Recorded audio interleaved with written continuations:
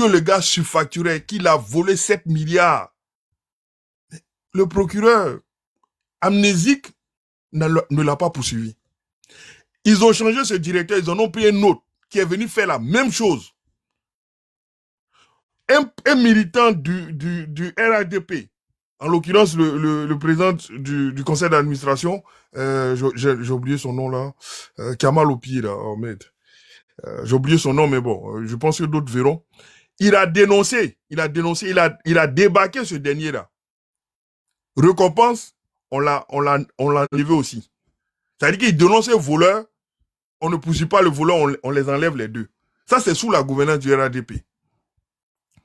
L'ANADA, c'est comment dire, un laboratoire agricole en gros. Pour ceux qui veulent savoir ce que c'est un laboratoire étatique dans le monde agricole. Où on a découvert que le DG a détourné 350 millions. Ce n'est pas allé quelque part.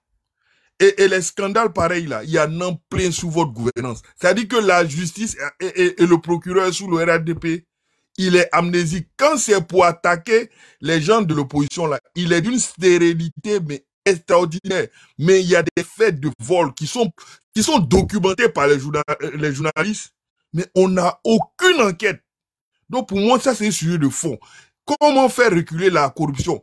L'indice de perception de la corruption a baissé, effectivement, sur votre gouvernance, mais c'est juste un indice de perception. Comment dirais-je? Ça ne met pas en exergue la réalité. C'est juste une perception, mais dans les faits, la corruption n'a pas baissé du tout, ou du moins, très, très peu. Il y a des organismes qui ont été créés, les lois ont été prises, mais elles ne sont pas appliquées sous le RADP. Elles sont pas appliquées. Pas du tout. Et c'est de notoriété publique, ces scandales-là, les 500 milliards au niveau du café cacao, je sais même plus quel est le montant au niveau du douanement des véhicules, là. La surfacturation au niveau de la construction de l'université, la réhabilitation de l'université. Tous ces scandales-là, on n'a pas entendu de suite. Et ça, c'est sous la gouvernance du RADP. Rien. On avance, la justice ne fait pas son travail correctement. En tout cas, les procureurs ne font pas leur travail correctement. Le foncier, qui est le sujet brûlant actuellement, ce sujet-là n'a pas été adressé par le RADP. On se rend compte que des agents du ministère sont à l'origine de faux. Bon, on dit qu'on les a renvoyés, donc ça c'est de bonne guerre. À côté de ces aspects-là, les infrastructures, la surfacturation des infrastructures, on en parle. Il y a certaines infrastructures, mais regardez le métro, qu'on salue tous. Au départ, ça devait coûter 90 milliards. Et c'est passé de 90 milliards à quasiment 1200 milliards de francs CFA. On nous dit que bon, on va faire plusieurs ponts, on va faire plusieurs... Oui. Ton temps arrivé, tu as trop dépassé. Non, mais attends, je finis rapidement. Je finis rapidement. Fermer ton micro. Va fermer ton micro comme ça. C'est bon, maintenant, ça va. Excusez-moi, je n'ai pas envie de filmer une motion de quelqu'un pour dire que je peux y mettre. Non, mon frère, c'est pas affaire de motion. Hein. Il faut lui répondre, hein, parce que c'est toi qui donnes la attendez, faut boire de l'eau. Tu es nerveux, là. Il faut boire de l'eau quand tu es calmé. Khalil, vas-y d'abord, mon frère. Vas-y, je te suis. Vas-y. Voilà. Je vais d'abord dire une chose d'abord. Vous voyez, non, en fait. J'ai fait exprès pour qu'on puisse voir ça, en fait. Ça, vous savez, un débat intellectuel, là, vous voyez. Il fait des citations comme ça. Mais quand on a la véracité de ce qu'il dit, que dalle. J'ai fait exprès en fait pour qu'on puisse le laisser. Parce que vous ne voulez pas qu'ils disent non, on m'a interrompu parce que vous avez peur. Non. Tous ceux qui nous écoutent actuellement, ils sont 313 personnes qui nous écoutent, qui nous entendent. On a vu que ici des choses pêle-mêle. Vous savez, en matière de débat, je vais dire ça encore une fois, et puis espérer que tout le monde ici va comprendre ça une bonne fois pour toutes. En matière de débat, tout ce qui s'énonce, s'articule, se dit, sans une once de preuve, là, peut être, n'est-ce pas, démonté sans preuve. Il me suffira seulement de dire que ce qu'il dit là, il ment. Et puis je crois mes bras, puis je suis là, je crois mes bras, parce qu'il a démontré aucunement ce qu'il dit. fallait dire que parce qu'un journal de l'opposition a dit telle chose, donc c'est vrai, mais c'est que M. Ouattara n'est pas ivoirien, parce que les journaux de l'opposition ont toujours dit qu'il était ivoirien, il était burkinabé. S'il fallait dire que les journaux d'opposition ont toujours raison, mais on a dit que le nouveau réveil a dit que Gbagbo était malien, donc Gbagbo n'est pas ivoirien. Donc, je prends la parole pour montrer une chose aux Ivoiriens qui nous écoutent, mais surtout aux Africains, d'être beaucoup exigeants quand quelqu'un parle. Khalil, excuse-moi. Il a dit... Attends, non, s'il te plaît. Non, Mets ton micro, Flavio. S'il te plaît, Ferme ton micro, s'il te plaît. Fini de boxer l'homme ici derrière tes mensonges, tu vas venir ouvrir ton micro. Vas-y, Khalil. Merci beaucoup. J'ai fait exprès pour qu'il puisse... excusez-moi. J'ai fait exprès pour qu'il puisse aller au bout. Pour qu'on voit, n'est-ce pas, la bêtise dans laquelle il s'inscrit. Non, mais Khalil, tu es en train de me mettre en cause. Tu peux enchaîner après, s'il te plaît, parce que j'aime pas la cacophonie, en fait. C'est pourquoi j'ai dit de pas te parler pour qu'on puisse t'écouter. Moi, j'aime pas la cacophonie. Parce que dans ce jeu-là, tu vas gagner parce que malheureusement, je n'ai pas en fait des mêmes cordes vocales comme toi. Voilà, dans ce jeu, tu vas gagner. On crie là-dessus, on s'écrit là-dessus, finalement, on comprend rien. Moi, ce jeu-là, je ne peux pas faire ça. C'est pourquoi j'ai plaidé encore auprès du modérateur pour qu'on puisse te laisser parler. Ça a même énervé mon frère même, alternatif, il dit que non, c'est vrai, il a raison. Parce que ici, ce panel-là, tout ce qu'on dit ici doit être d'abord démontré avant d'avancer. Mais j'ai fait quand même exprès pour qu'on puisse te donner, n'est-ce pas, cette opportunité à toi seul. Je suis bloqué ici, quand tu parles, on te met en grand puis tu demandes d'abord avant d'avancer. Point par point. Il n'a pas tort alternative. Mais j'ai fait exprès pour qu'on puisse voir dans quel niveau en fait, de bassesse très souvent nos débats là vivent finalement toujours à la chérie en fait. Où c'est le meilleur qui crie au loup qui a raison. Non. C'est comme Johnny Pacheco rapidement. Pardonnez-moi, en fait, la digression, c'est pareil. Il fait des choses, il dit des choses sans preuve. Et puis on se relaisse, on se relaie, on est là. Pour revenir au sujet, parce que c'est un sujet quand même très très sérieux. Il a parlé ici de bilan inattaquable, ainsi de suite, tout et tout. Il s'est mis à parler de CEI, tout et tout. Parce que ça m'a fait rire. À partir de quel moment est-ce que la CEI n'était plus en fait crédible? Mais à partir de 2018-2019, lorsque Guillaume Soro et autres là, PCI ont quitté le RGP. Tout ça dit que de 2011 à 2018, la CEI était bonne. La liste électorale était bonne. Pas besoin de faire en ce moment-là, j'allais dire, de révision ou bien d'audit international. De 2011 à 2018. Tout était parfait. C'est ce genre de politiciens auxquels on a affaire en Côte d'Ivoire. Les gars, ceux qui m'écoutent, qui sont les plus jeunes, n'acceptez jamais d'être les sacrifices, n'est-ce pas, de ce tohu-bohu-là. On veut créer une confusion pour laquelle là, on n'en a rien à foutre. Comment des gens se réveillent en plein midi, là, après 16h, là, est-ce à ce moment, eux, ils veulent qu'à 16h, là, il soit 6h du matin. Mais non, on était ensemble ici au RHDP pendant combien d'années? Pendant 18 ans, ou bien on va dire 18 ans, ou bien on va dire 17 ans. Il y a tout ce que vous dites, il n'y a pas ça. La série était équilibrée. Alors qu'elle est formée sous la même mouture que sous Laurent Gbagbo, c'est pareil. Le président de la République de Côte d'Ivoire de l'époque, de Laurent Gbagbo, là, en tout cas, nommait ses représentants. Le FPI avait ses représentants. La magistrature avait ses représentants dans la CEI. Le société civile avait ses représentants. Ainsi de suite. C'est la même mouture, là, qui a même encore été réaménagée à la faveur de la décision de l'Union africaine. Malgré tout ça, vous êtes dans une sorte de défaillance parce que vous ne voulez pas aller aux élections. On ne peut pas, à 10 minutes du match, vouloir exiger qu'on puisse changer l'arbitre. Quand depuis 2 à 3 jours, tu savais déjà qui était déjà l'arbitre. Tu savais déjà. Parce que tu ne veux pas jouer le match et vous ne voulez pas aller aux élections. Ça, c'est pour la CEI. Pour revenir sur l'éducation nationale, encore une fois, il fait une affirmation. Je voulais souhaiter qu'il sorte, qu'il me donne au moins l'intitulé du rapport qu'il a cité là, pour qu'on puisse savoir de quoi on parle. Moi, ce que moi je vois, la Côte d'Ivoire met des lauréats au concours de mathématiques qui sont premiers au monde. La Côte d'Ivoire a, plus que jamais dans son histoire, un nombre le plus élevé d'Ivoiriens qui ont réussi à entrer au concours de Polytechnique en France, comme c'était et Cissé Abdourahmane également à leur temps, à leur époque. Mais le nombre d'Ivoiriens qui entrent aujourd'hui à Polytechnique là, mais ce n'est pas possible. Mais ce n'est pas avec un décret qu'on rentre là-bas à Polytechnique. Hein. Casa est là. Il y a des concours de mathématiques, ainsi de suite. Pendant que la Côte d'Ivoire brille en mathématiques, à la robotique, ainsi de suite, là, vous avez l'autre prudence de monter sur un panel, sans donner de référence, et montrer que le tableau est noir.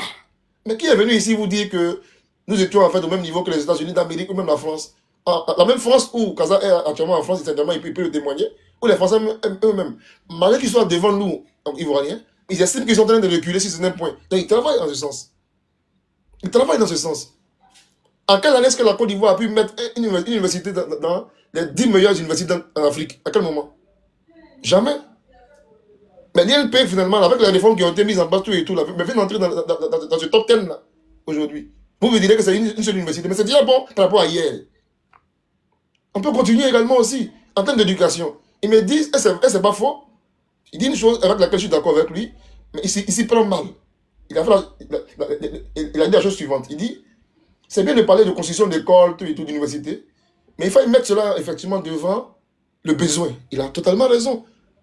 Quel homme avec ses facultés en place pourrait être contre cette assertion-là? Je dis oui, mais quand tu veux faire une critique là, c'est à toi d'apporter cette assertion-là, cette réalité pour dire non, les gars, à telle époque, sous vos Boigny, sous Konan Bédié, sous Dolan Babo, il y avait telle université pour tel nombre de besoins étant. Et moi je pense que Ouattara actuellement n'a rien fait de mieux parce que voilà, c'est à toi d'apporter cela. Mais il ne fait aucune affirmation, il n'a aucun chiffre, mais il dit tout va mal. C'est-à-dire que, mon frère Kazan n'aime pas que je le dise, c'est vrai. En 51 ans, c'est important. Il y avait 5 universités. Pour 4 ratios de population. Moi, je viens au pouvoir en 15 ans, je mets 4 universités, et tu me dis que je n'ai rien fait.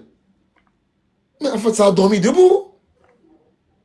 Comme il ne veut pas qu'on parle en fait des besoins, allons-y également aussi. L'OMS dit, le ratio doit être de 1 médecin, tenez-vous bien, pour 8000 habitants minimum. C'est un minimum de l'OMS. Mais quand nous on prend le pouvoir en 2011, là, on avait un médecin pour 15 000 habitants. C'est important.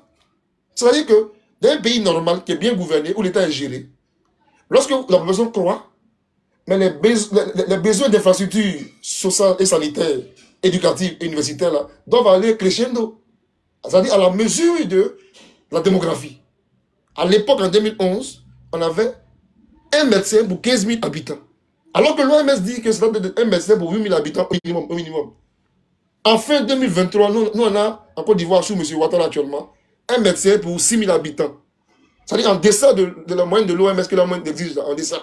Mais ça, il n'en parlera pas. Soit parce qu'il ne connaît pas cela, effectivement, ou soit parce qu'il le sait, mais il ne le dirait pas ici. Parce qu'ils sont en mission, n'est-ce pas, pour dérouler un tableau noir. Quand je dis que on était, si vous voulez, à 15 millions d'habitants, 20 millions d'habitants, c'est pas grave. Mais en Côte d'Ivoire, ici, votre pays que vous aimez tant là, il n'y avait que 2 scanners. À chaque fois, on le répète ici encore une fois. Entre 15 millions d'habitants pour 2 scanners là-haut. Et puis 30 millions d'habitants aujourd'hui, et puis avec 15 scanners là-haut. Qui a travaillé avec qui? Est-ce que ceux qui ont dirigé l'État de Côte d'Ivoire depuis tout ce temps-là doivent l'ouvrir? Quand le président actuel dit que dans son budget, dans les finances, le budget actuel de 2025, il a prévu l'installation de 15 nouveaux scanners, ça veut dire qu'à fin 2025, on aura 30 scanners en Côte d'Ivoire. Mais vous qui avez déjà dirigé le pays, déjà vous voulez l'ouvrir. On vous sort des éléments factuels dans ce sens-là, mais vous voulez discuter. Il a parlé aussi, rapidement aussi, de ce qu'on appelle la Transparency International, effectivement, qui est une instance internationale très souvent là, qui fait des notations, parce que ils vont faire des enquêtes auprès des entreprises elles-mêmes, des entrepreneurs, des particuliers, des fonctionnaires dans certains pays aussi, et ainsi de suite, et même auprès même de la justice de chaque pays, à peu près. Donc, il y a un panel de gens qui viennent interviewer tout et tout, sur des critères qui sont bien connus, disponibles sur leur site internet. Ils font chaque année un classement. Et selon que vos notes sont mauvaises, bien votre ranking, on a dit que votre notation, si vous voulez, là, est basse. Ou du moins, donc vous êtes à une échelle bien en bas du classement, en fait, si vous voulez. La Côte d'Ivoire était à peu près en 2011 à peu de 140e, si je m'abuse, 140e ou 150e place dans le classement annuel de Transparency International. Il était à la 154e place. 154e place. Ah, merci beaucoup, grand frère Kokora. Aujourd'hui, on est autour de la 30e, entre la 30e et la 40e place aujourd'hui. Mais lui, dans le couleur, il dit que pour lui, c'est pas significatif. Il voudrait que moi, Khalil, j'aille croire à ce que lui dit, comme son lettre là, alors qu'il n'apporte aucun élément au débat. Mais il veut que je puisse laisser ça qui est factuel, qui est disponible, pour aller vers lui, sa perception à lui. Sans montrer la moindre des choses. On ne dit pas qu'en France, aux États-Unis, il n'y a pas de corruption. Non, non, non. Ce qui importe dans la transparence internationale, c'est quoi? C'est quand les pouvoirs publics, là, n'est-ce pas, engagent des procès, font des démissions et prennent des mesures pour endiguer le phénomène. Donc, plus il y a de mesures pour lutter contre le blanchiment d'argent, contre l'évasion fiscale, plus contre l'abus de pouvoir et tout, mais plus vous êtes mieux noté parce qu'on voit que dans ce pays-là, il y a du répondant. C'est fort de cela qu'on vous classe. On ne dit pas que dans ce pays-là, que non, il n'y aura rien. Non, non, non, non, non, non. Quel Ivoirien peut dire aujourd'hui que lorsque les policiers, les gendarmes ou les militaires font du zèle aujourd'hui, mais dès que cela remonte automatiquement à leur hiérarchie, mais tout le monde est témoin que des sanctions tombent. Pas plus tard que récemment, le haut commandement à l'ouest du pays a été débarqué. La gendarmerie, l'armée, la préfecture, tout le monde a été débarqué. Pourquoi pas? Il a cité également aussi, malheureusement, sans connaître le dossier de Comé qui est en cours. Mais ce dossier-là, actuellement, on met dans la justice ivoirienne. Comment voulez-vous que pendant que le dossier, on met dans la justice ivoirienne actuellement, là, nous venons, vous et moi, faire un débat pour mettre une épée de Damoclès sur la tête, n'est-ce pas, de notre justice ivoirienne, alors qu'elle ne s'est même pas encore prononcée. Je vais dire que c'est trop gros pour vous, frère, c'est vrai. D'autres commandants sont montés actuellement. Mon grand frère Kokola est monté, d'autres sont là, Bogo est là-bas, tout. Je vais m'arrêter là, parce qu'il y a tellement de choses à dire que je vais m'arrêter là pour ne pas, elle m'a dit, prendre la parole à mon seul. Voilà. Merci beaucoup, modérateur. Ok, merci beaucoup à Khalil. Merci beaucoup. Le monsieur, vraiment, il a dit trop d'énormités au fait.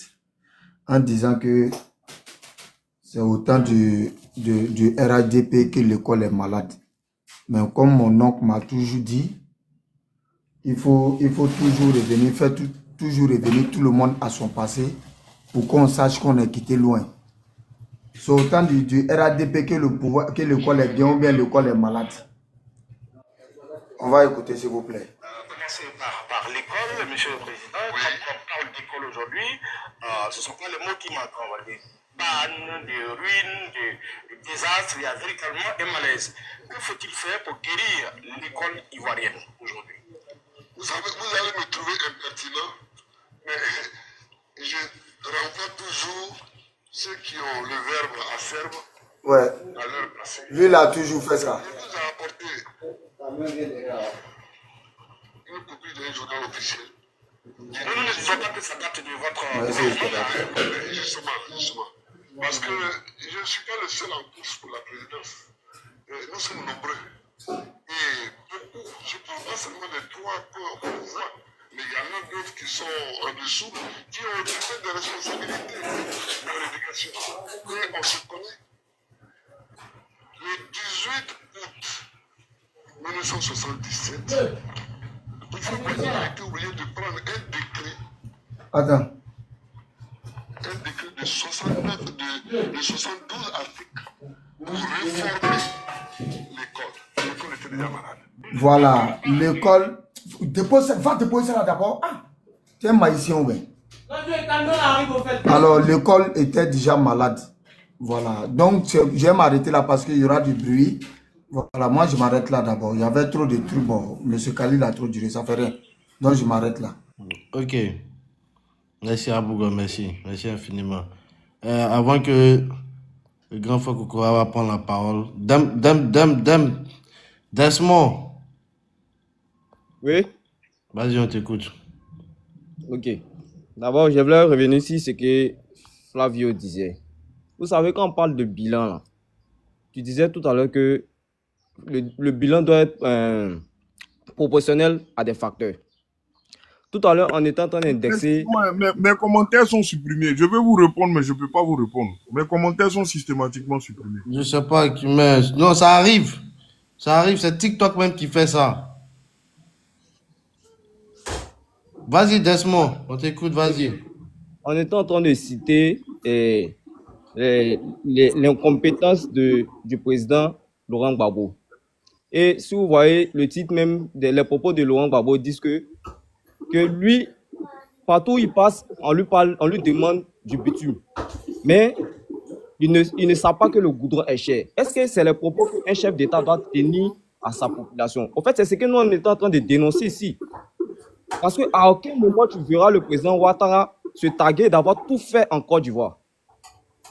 Comme je le disais ici quand j'ai fait ma première prise de parole, un pays ou bien un État est en constante évolution.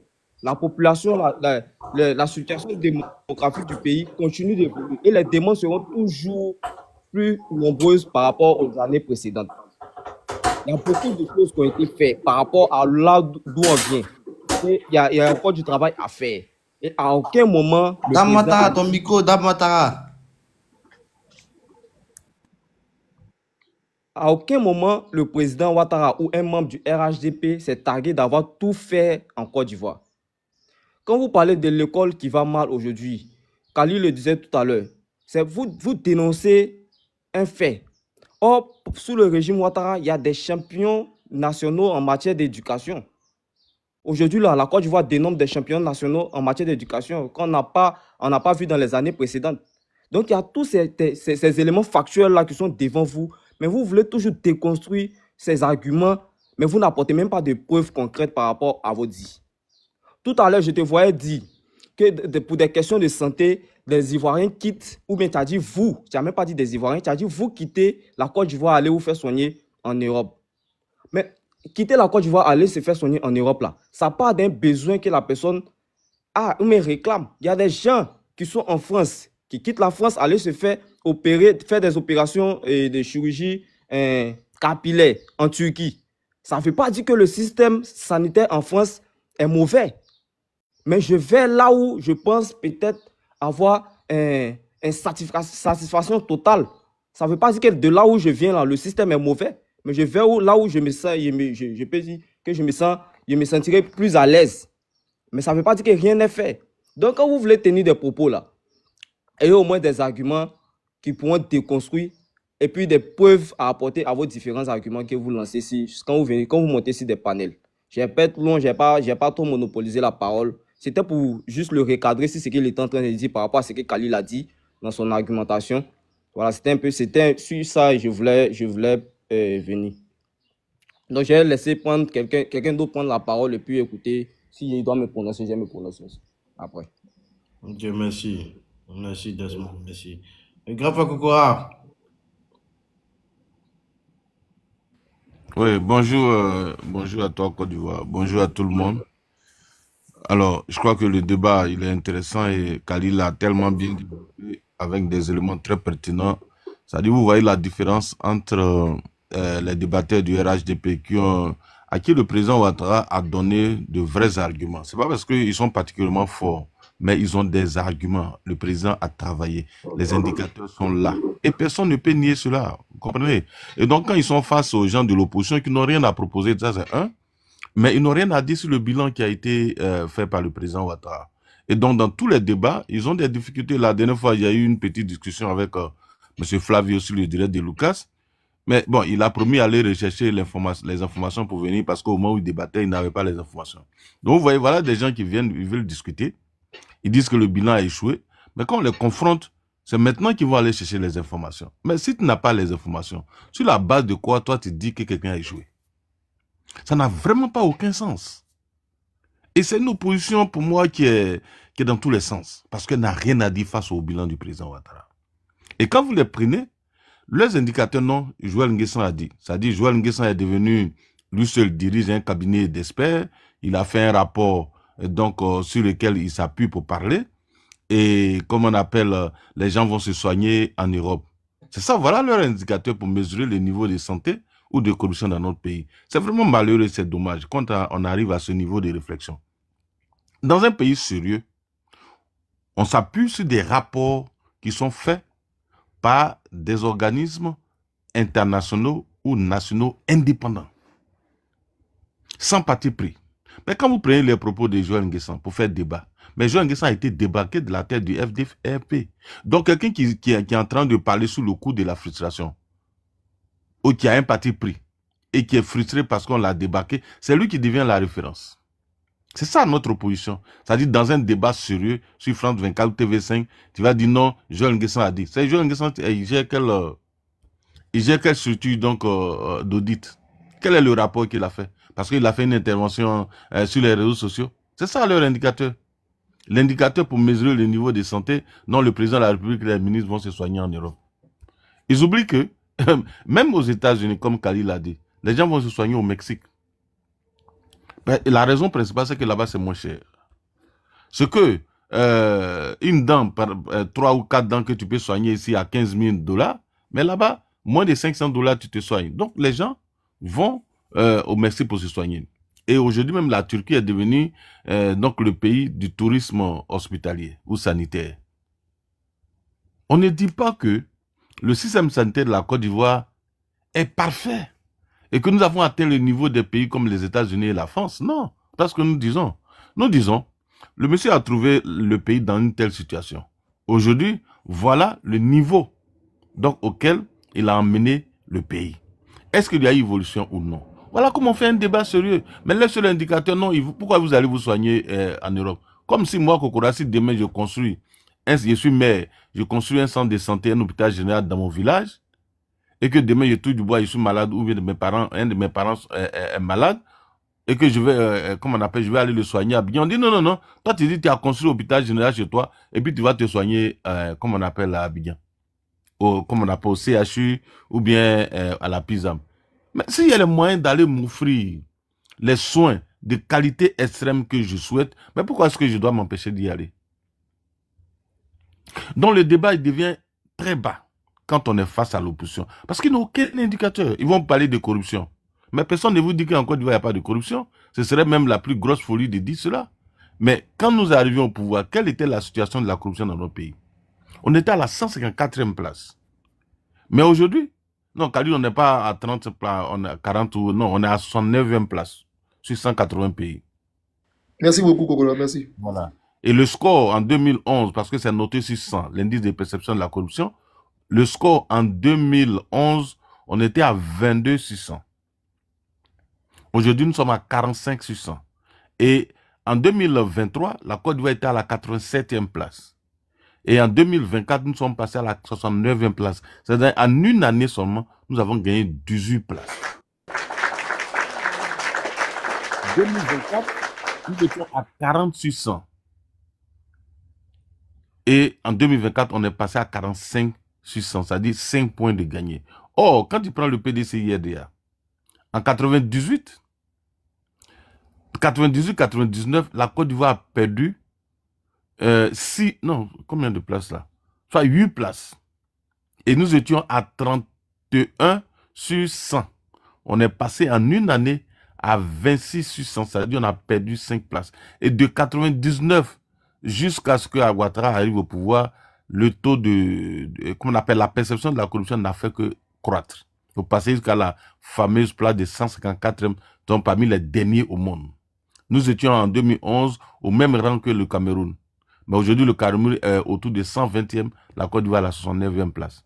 Un pays qui n'a pas connu de guerre. Donc, vous ne pouvez pas comparer le niveau donc, du pays, là où le président Ouattara l'a mis, avec le niveau là où il a pris. Vous prenez en termes d'université, comme Khalil a dit, non, Khalil, en 2011, on avait seulement 3 universités. Il y avait l'université de Cocody, l'université d'Abouba-Djamé, l'université de Bouaké. Et on avait l'URS de Daloa et de Korogo, qui sont des unités, mais pas des universités. Et d'ailleurs, même sur les 3 universités qui étaient là, Abouba-Djamé a été créé par Alassane Ouattara lorsqu'il était Premier ministre, en tant que URS, qui était rattaché à l'université de Cocody, et Bouaké, qui était également rattaché à l'université de Cocody. C'est quand le président Bédi est arrivé qu'il a transformé Abouba-Djamé en 95 à l'université et Bouaké en université. Donc, sur même les 10 universités, quand il regarde, Ouattara a sa main dans au moins 7. Voilà. Et donc, vous ne pouvez pas dire que ce monsieur donc, a un bilan qui a échoué au niveau de l'éducation. Ils n'ont aucun indicateur. Comme Khalil l'a dit, quand il prend à tous les concours, mais la Côte d'Ivoire, c'est parmi les premiers. Sur le nombre d'étudiants ivoiriens ayant donc été admis à l'école polytechnique de Paris, mais de de sa création jusqu'en 2015, c'est seulement 8 étudiants ivoiriens qui ont fréquenté cette université. Mais de 2015 à aujourd'hui, c'est 50 étudiants qui ont réussi à passer ce concours-là. Quand vous prenez les universités, avant l'arrivée de Alassane Ouattara, il n'y avait aucune université ivoirienne classée parmi les 100 universités en Afrique. Mais aujourd'hui, il y a 4 universités classées parmi les 100 universités donc, en Afrique. Et Polytechnique de Yamoussoukro est la deuxième meilleure université francophone après donc, les Marocains. Donc, à tous les niveaux, le pays a fait des évolutions. On ne vous dit pas que tout est parfait. Non, si c'était parfait, on allait même demander au président Ouattara d'aller se reposer parce qu'il a tout réussi. Non, il y a des défis encore à relever. Mais nous disons, ce qu'il a réalisé est extraordinaire. Et je l'ai toujours dit, je les ai toujours mis au défi de me donner le nom d'un seul président africain qui a réussi à faire ce que le président a réalisé donc dans les 15 dernières années. Quand on prenait au niveau économique, au niveau de notre budget, on était à 2400 milliards. Aujourd'hui, on est passé à 15 339 milliards. C'est-à-dire une multiplication d'environ de plus de 5, à la limite même 6. Vous prenez nos ressources propres, on était à 1800 milliards en 2010. Aujourd'hui, nous sommes passés à 10 000 milliards. C'est-à-dire une multiplication de plus de 5 également. Vous prenez notre PIB, on était à combien? 12 000 milliards. Aujourd'hui, nous sommes à 50 000 milliards. Vous prenez le PIB par habitant, on était à 900 $ par tête d'habitant. Aujourd'hui, nous sommes à 2400 $ devant le Nigeria, la première puissance économique en Afrique, devant le Ghana. Nous sommes le pays le plus riche en termes de PIB par habitant au niveau donc de l'Afrique de l'Ouest. Alors, vous ne pouvez pas dire que ce monsieur a échoué. À quel niveau? Quels sont les indicateurs sur lesquels vous vous appuyez pour dire qu'il a échoué? Quand vous prenez l'espérance de vie, mais on était à combien? On était à 53 ou 54 en 2011. Mais 2023, nous sommes passés à 62 ans. Et selon les rapports qui sont en train de tomber, la Côte d'Ivoire sera à 70 ans. Donc, serait à 70 ans fin 2024. Le taux de pauvreté qui était à 55,4% à l'arrivée du président. Mais aujourd'hui, nous sommes passés à 37%. Une réduction de pratiquement 18%. C'est le seul pays en Afrique qui a réussi à réduire son taux de pauvreté de 18 points sur les 15 dernières années. Aucun n'a réussi à le faire. Un pays qui est sorti de guerre, une guerre civile, un pays qui a été coupé en deux. Et vous-même dites que la guerre a empêché Gbagbo de travailler. Donc quand pendant 10 ans, on n'a pas travaillé, le pays n'a pas travaillé, et qu'on sort de là, 15 ans après, vous voulez voir la Côte d'Ivoire être comme la France? Non, à un moment donné, il faut être sérieux. Et quand vous prenez tous les rapports, quand nous parlons, nous nous appuyons sur des rapports indépendants. Et non sur les UDI. Oui, lui l'a dit, on a entendu, lui l'a dit, Assalé a dit. Assalé n'est pas il ne dirige pas un audit, un cabinet d'audit, non. C'est un homme politique, il donne sa perception. D'ailleurs, il est opposant à Alassane Ouattara. Donc, ces points de vue restent ces points de vue. Nos points de vue restent nos points de vue. Maintenant, qui sont ceux qui peuvent nous réconcilier? Ceux qui peuvent nous réconcilier, ce sont les organismes indépendants qui font des rapports et qui doivent être analysés. Malheureusement, on nous met face à des propos d'individus, au lieu de nous mettre face à des rapports. Comme tous les rapports, il n'y a aucun rapport donc, qui incrimine la gouvernance d'Alassane Ouattara. Quand vous prenez en termes de bonne gouvernance, indicateur donc de Mo Ibrahim, quand nous arrivions au pouvoir, la Côte d'Ivoire était à la 46e place sur 54 pays en 2011. Aujourd'hui, nous sommes à la 16e place sur 54 pays. Imaginez le nombre de points que nous avons gagnés. Quand vous prenez le MCC, le Millennium Challenge Corporation des Américains, à l'arrivée d'Alassane Ouattara, on avait 4 critères seulement que nous respections sur 20 critères. Mais déjà en 2016, la Côte d'Ivoire a atteint 18 critères sur 20. Ce qui nous a permis d'avoir une enveloppe de 500 millions de $. Mais ça note tous les critères de bonne gouvernance. Vous n'allez pas me dire que les Américains ont été achetés par Alassane Ouattara. Quand vous prenez l'indice de prospérité, on vous dit que la Côte d'Ivoire, de 2011 à 2021, est le premier pays au monde à avoir accru significativement donc sa prospérité, sa richesse. Tapez sur Internet, vous allez voir, ça existe. Quand on prend au niveau de la dette qui est devenue leur sujet fétiche, la Côte d'Ivoire a été élue en 2024 meilleur pays, donc premier pays meilleur gestionnaire donc de sa dette. Quand on prend la note souveraine, la Côte d'Ivoire est deuxième derrière l'Afrique du Sud. Mais donc sur quoi vous vous appuyez pour dire Alassane Ouattara a échoué? Sincèrement, moi, souvent je m'assois, je les écoute, mais j'ai mal. Parce que voilà des gens qui vont dans des débats, ils sont incapables de vous citer de façon factuelle là où il a échoué. Ils vont s'asseoir pour dire non, il a échoué sur les logements sociaux. Mais là où vous dites qu'il a échoué, là, il a mieux fait que quiconque. C'est plus de 40 000 logements qui ont été construits en 15 ans. Mais depuis 1990 jusqu'en 2011, donnez-moi le nombre de logements sociaux construits en Côte d'Ivoire. Ils ne sont même pas capables de vous dire on a construit 20 logements. Mais c'est eux qui vont venir dire lui qui a construit plus de 40 000 logements, lui il a échoué. Mais si tant est qu'il a échoué, mais c'est que vous là, vous ne pouvez même pas parler dans politique en Côte d'Ivoire. Puisque vous êtes incapable de nous présenter 15 logements. Ou bien de 1990 à 2011, les Ivoiriens n'avaient pas besoin de dormir. C'est ça, ils n'avaient pas besoin de dormir. Au point où on a un déficit de 800 000 logements en Côte d'Ivoire. Parce que vous n'avez rien fait. Même une seule cabane, vous n'avez pas construit. Et c'est vous qui avez vraiment la bouche pour parler. Non, quand même. Moi, j'espère qu'on aura de vrais débats en 2025 et qu'ils vont nous sortir des faux débats donc sur la RLE, sur la commission électorale indépendante, comme Khalil l'a dit. Voilà une opposition de mauvaise foi. Le PDCI était avec nous de 2011 à 2018. Cette commission électorale indépendante, elle était pire en 2014.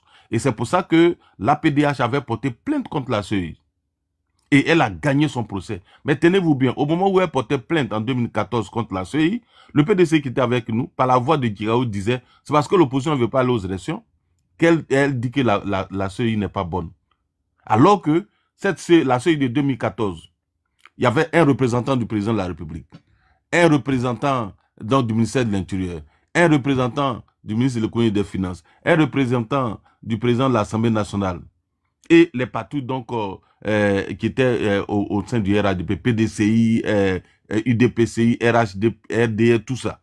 Ça veut dire pratiquement ils étaient combien 17 ou 15, mais le pouvoir seul avait pratiquement 13. Mais le PDCI disait que c'était bon.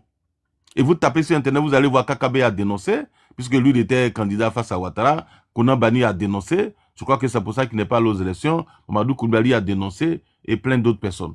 Mais le PDCI dit que c'était bon. Et elle était dirigée par un cadre du PDCI-RDA, en l'occurrence M. Youssou Bakayoko, P.A. Sonab. L'article 6 qui est devenu aujourd'hui le parapluie là, il existe depuis 2000. On peut me dire que de 2000 à 2010, il y avait la guerre, on ne peut pas faire la révision. Mais de 2011 à 2020, là, il y avait quelle guerre? Mais on a fait seulement 3 révisions de liste électorale. 2015, 2016, 2018. Et c'est le PDCI qui dirigeait la commission électorale indépendante. Mais ils n'ont pas vu ça. Hein. Mais une fois sortis de la commission électorale indépendante, ils découvrent que l'article 6 existe. Vous voyez, et c'est ce que Khalil a dit. Ce qui est malheureux, c'est qu'il y a des jeunes ignorants qui vont aller mourir pour eux.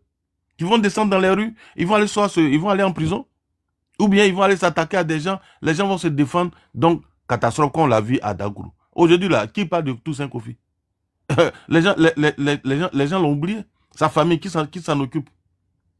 Donc, il va se trouver encore des jeunes qui vont suivre ces opposants, donc qui ont tout perdu, qui n'ont aucun programme à 7 mois des élections. Tu leur demandes, tu demandes à M. Flavo et à Kaza ici, de te dire quel est le projet de Thiam pour les jeunes. Quel est le projet de M. Thiam pour les femmes? Quel est le projet de M. Thiam pour la santé? Quel est le projet de M. Thiam pour l'éducation? Mais ils vont, pendant que tu vas leur donner une semaine, ils ne pourront pas te trouver. Parce qu'il n'y en a pas. Il n'y en a pas. Pourtant, le monsieur dit, il est ingénieur. Oui, je suis ingénieur, j'ai fait Polytechnique. Nanana. Oui, tu as fait tout ça, on a compris. Mais quel est le résultat sur le terrain? Le résultat, c'est que tu proposes des solutions aux Ivoiriens. Vous dites que Ouattara a échoué dans l'éducation. Ok, comme il a échoué, nous voilà nos propositions pour sortir l'école donc des difficultés. Vous n'en avez pas. À part rendre les Ivoiriens milliardaires en dollars, quels sont vos projets concrets pour les Ivoiriens? Au niveau, vous parlez de la corruption. Quel est votre projet pour lutter contre la corruption? Il n'y en a pas.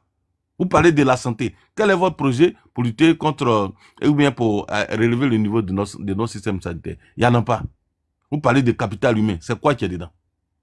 Voilà des gens qui ont été pouvoir. Vous prenez M. Thiam. Je m'en veux d'insister là-dessus. On lui a confié, selon eux, c'est lui qui a fait les grands travaux, donc en Côte d'Ivoire, c'est-à-dire les grands projets du président Bédi. Demandez à ces militants.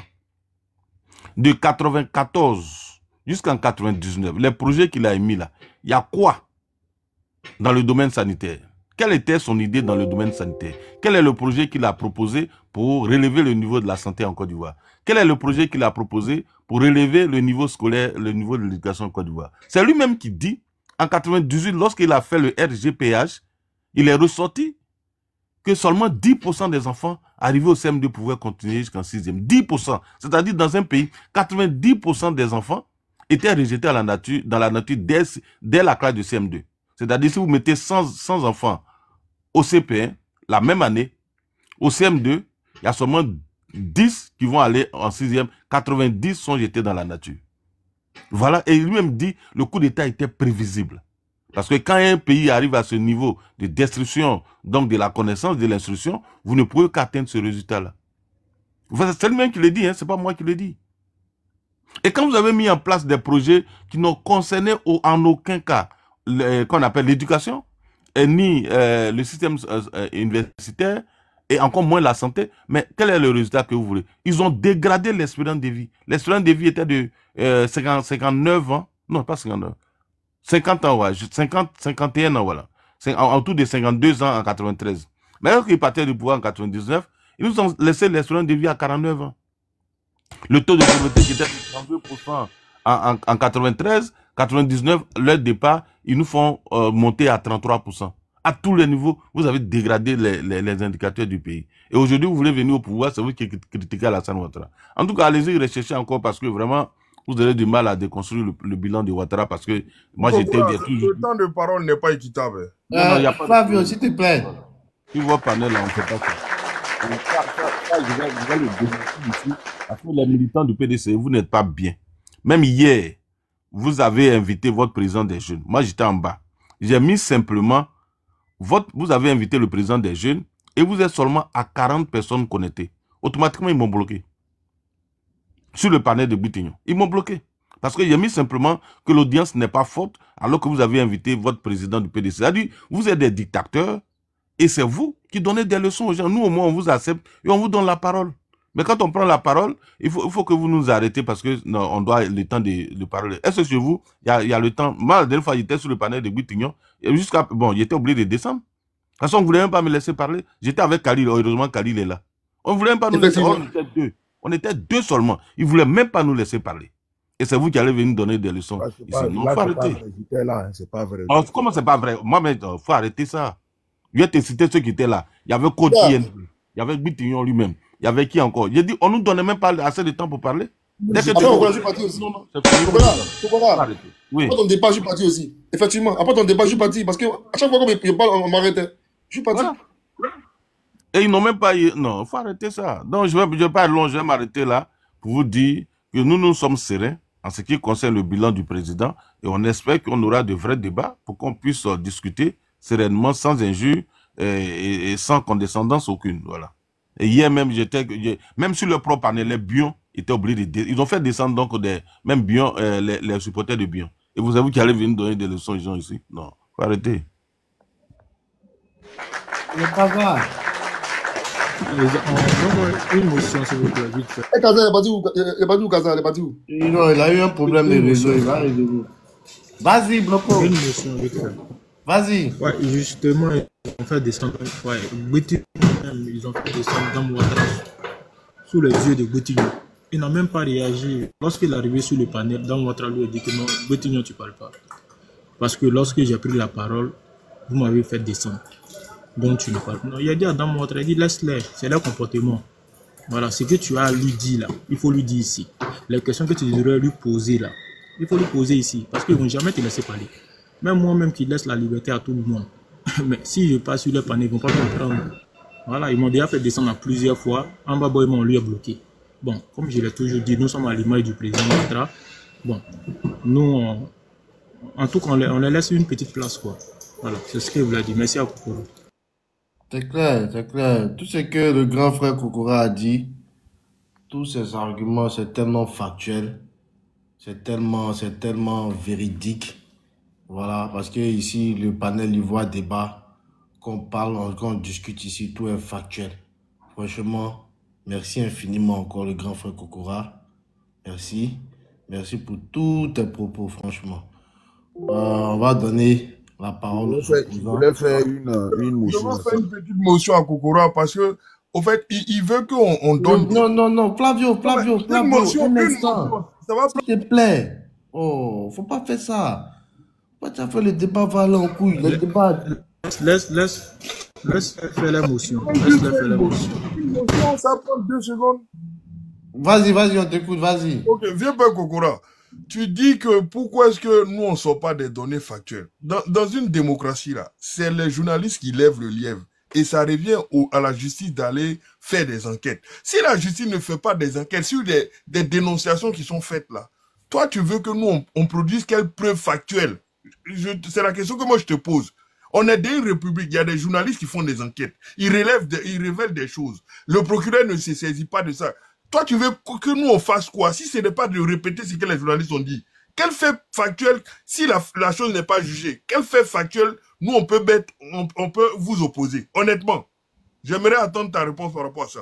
Ok, moi, je vais te poser encore une question. Alors, depuis que tu es né et que tu es en Côte d'Ivoire, à quel moment des journalistes ont levé du lièvre et le procureur s'était saisi et puis il y a eu une enquête et des gens ont été arrêtés?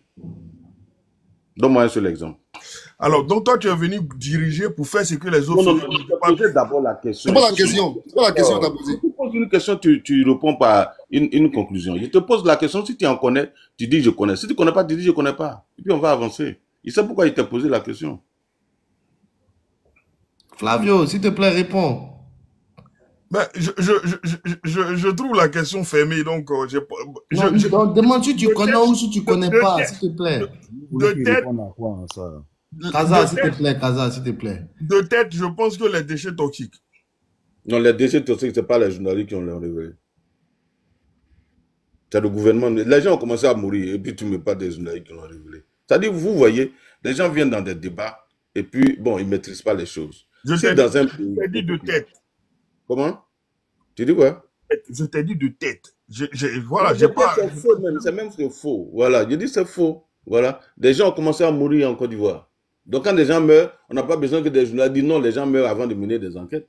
Donc, ça n'a aucun sens, voilà. Donc, tu vois, je t'ai posé la question exprès. Si dans un pays, la justice doit se baser sur les écrits des journaux, mais tout le monde va aller en prison.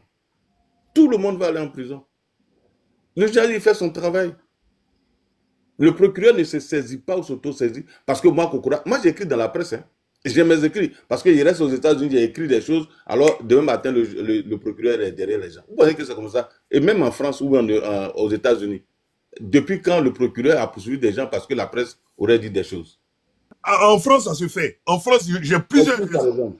Flavio, s'il te plaît, tu as posé une question. Non, mais il vient de dire quelque chose qui n'est pas vrai. Je vais lui répondre. Flavio, tu as demandé une motion. Laisse, ils vont finir de te répondre dans ta motion. Tu ne peux pas demander 2 fois une motion encore, s'il te plaît. Pardon. D'accord. Donc, si c'est ça, si la presse doit... donc, c'est qu'on doit poursuivre M. Thiam. Puisque la presse m'a écrit que M. Thiam a fait une mauvaise gestion au niveau de Crédit Suisse. Mais ça n'engage que la presse. Ça n'engage que la presse. Et donc, sur la base donc, des... Moi, j'ai dit une chose. La presse peut dire une chose. Vous pouvez vous appuyer sur les dits de la presse. Ce qui n'est pas factuel. Mais ce qui est factuel, ce sont les rapports qui sont faits. Mais pourquoi est-ce que vous ne citez jamais les rapports? Vous ne croyez jamais aux rapports? Et ce sont la presse, d'abord une presse... Est-ce que c'est une presse... Est-ce que tout ce que la... Moi, je vais te sortir ce que la presse proche du pouvoir dit. Je ne sais pas si tu vas croire à ça. Mais si tu prends le Patriote et les journaux proches du RADP, ils vont te dire que le pays c'est pratiquement au paradis. Mais si tu prends la presse proche de Laurent Gbagbo ou bien du PDC, ils vont dire que rien ne va dans le pays. Donc, un Ivoirien, il va se situer à quel niveau? Le procureur va prendre en compte quoi? Qu'est-ce qu'il va prendre en compte? Donc, il faut à un moment donné être sérieux dans le débat. Il faut être sérieux dans le débat. Moi, je dis en tant qu'intellectuel, il faut s'appuyer sur des rapports. Pourquoi est-ce que M. Thiam s'est appuyé sur l'IDH? Mais c'est parce que c'est un indicateur qui sort des rapports indépendants. Alors, quand les chiffres sont mauvais, là, vous vous y accrochez. Mais quand c'est bon, non, il faut prendre les propos des journalistes. Ça, ce n'est pas un débat sérieux. Voilà. Moi, je dis, le jour où vous allez nous sortir des rapports d'organismes indépendants, et que ce n'est pas la presse. La presse, elle a une couleur. Il y a une presse qui a une couleur. Et donc, pour moi, je prends leurs informations, pas que je les recuse totalement, mais je dis, je les prends avec des pincettes. Mais quand des rapports tels que la Banque mondiale, tels que Mo Ibrahim, tels que Transparency International, tels que Bloomfield Investment, tels que Fitch, Standard & Poor's, Moody's, quand ils sortent des rapports, moi je sais que ce sont des organismes indépendants qui ont montré, qui ont fait la preuve de leur crédibilité depuis des dizaines d'années. Et donc quand c'est comme ça, moi je m'accroche à ça. et je regarde en profondeur. Et quand ils font leur rapport, c'est pas tout qui est beau. Il y a des éléments qui sont négatifs dedans. Et c'est sur ça que les États comment on appelle, s'appuient pour travailler et améliorer les points donc qui ne vont pas. Mais vous allez prendre ce que Assalé a dit, alors que lui-même veut arriver au pouvoir, ou bien André Sylvain qu'on a dit, lui qui il est PDCI, RDA. Donc à un moment donné, moi je dis, vous êtes des intellectuels. C'est pas ici seulement que vous allez rester à faire les débats. Demain, vous allez vous retrouver sur des plateaux comme NCI. Alors, tu ne vas pas aller dire non, Joël Nguessan a dit. Ils vont te chasser de leur plateau, ou bien ils ne vont plus t'inviter. Parce que ce n'est pas sérieux. Voilà. Merci. Kaza. Ouais. Mais vas-y, pose ta motion. Une minute. Non, M. Kokora, avec tout le respect que je vous dois, hein, tu peux toujours, je te tutoie plutôt, pardon. Tu peux toujours dire, ouais, vous êtes des intellectuels, tu sais, mais pourquoi tu fais ça? C'est toi qui fais preuve, franchement. Je sais pas si, est-ce que le jeune homme tout à l'heure, il a dit quoi? Est-ce que dire au procureur de se saisir d'une affaire, d'une information de la presse, c'est ce que tu n'as jamais vu aux États-Unis, ça veut dire forcément poursuivre. Le procureur se saisit d'une affaire, il fait des enquêtes, s'il y a poursuite, il poursuit les gens. S'il n'y a pas lieu de poursuivre quelqu'un, on classe l'affaire, c'est tout. Tu vas pas me dire que toi, tu n'as jamais vu un procureur se saisir d'une affaire qui est apparue dans la presse. Tu vas pas me faire croire ça ici aujourd'hui et dire ça, tu penses qu'on n'est pas intellectuellement honnête. Mais non, mais là, tu fais exprès, là. Il faut arrêter de vouloir, je sais pas moi, de vouloir tromper les gens qui sont en bas, qui nous écoutent. Effectivement, le procureur a le droit de se saisir d'une affaire, d'une information dans la presse. Il se saisit, il mène ses enquêtes. S'il y a lieu de poursuivre, il poursuit. S'il n'y a pas lieu de poursuivre, il classe l'affaire. Se saisir d'une affaire, c'est pas poursuivre quelqu'un. Merci. C'était ça la motion? Voilà. Non, je crois que, bon, il est sous le coup des émotions. Donc, je ne sais pas ce que j'ai dit de mauvais, ou tu dis faut arrêter, faut arrêter. J'ai dit dans un pays sérieux, hein, et dans un débat surtout sérieux, lorsque tu veux conseiller un gouvernement, il faut prendre des rapports indépendants. Je vais expliquer calmement pour que vous puissiez comprendre. J'ai dit, la presse, par exemple, le journal Le Monde, a dit que Laurent Gbagbo détenait un escadron de la mort. Donc, pour vous, le procureur devait déjà commencer à poursuivre M. Laurent Gbagbo ou à mener des enquêtes. Saisir de l'affaire, se saisir, pas poursuivre. Il faut te calmer. Est-ce que le procureur s'est saisi de ça? Il ne s'est pas saisi de ça. Tu comprends?